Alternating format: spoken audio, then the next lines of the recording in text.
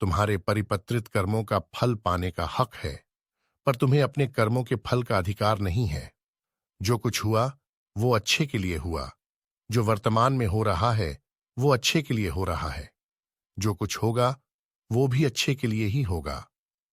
एक व्यक्ति अपने मन के सहयोग के बिना अपने मन को कंट्रोल कर सकता है, पर उसके मन के साथ विरोधी हो सकता है भी, क्योंकि मन सदैव संयुक्त आत्मा का मित्र होता है और उसका शत्रु भी।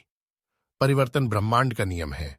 आप एक लाखपति हो सकते हैं या एक पैगरों में बिना कुछ के सेहतमंद बन सकते हैं।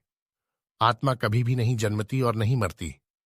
आत्मा को कभी भी किसी हथियार द्वारा काटा नहीं जा सकता है, न किसी आग से जला जा सकता है, न पानी से भिगा जा सकता है और न हवा से सुखा जा सकता है। न यह दुनिया है न उसके बाद की दुनिया है।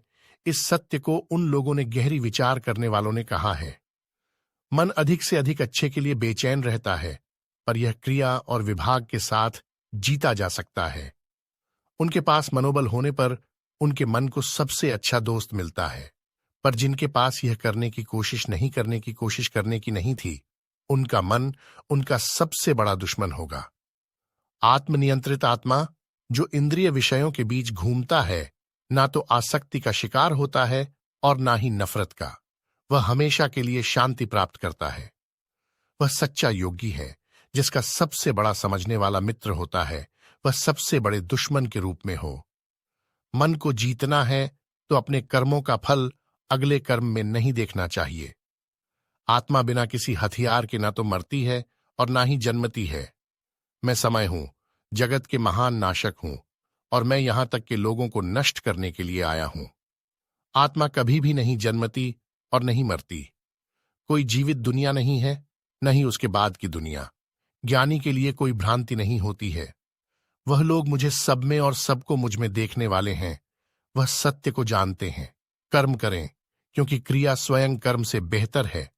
अपनी इच्छा की शक्ति के माध्यम से आप चाहें जैसे भी बन सकते हैं, यदि आप निरंतर इच्छा के वस्तु पर यकीन के साथ विचार करते हैं। मनुष्य अपने विश्वास से बनता है।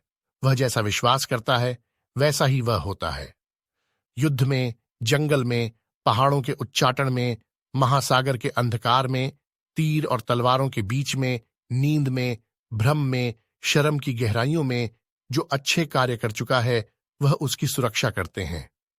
वह सच्चा योगी है जिसने दोस्तों, उनके अच्छे चाहने वालों, दुश्मनों, सुलझाने वालों और ईर्ष्यावानों के प्रति समान संवाद बनाया है।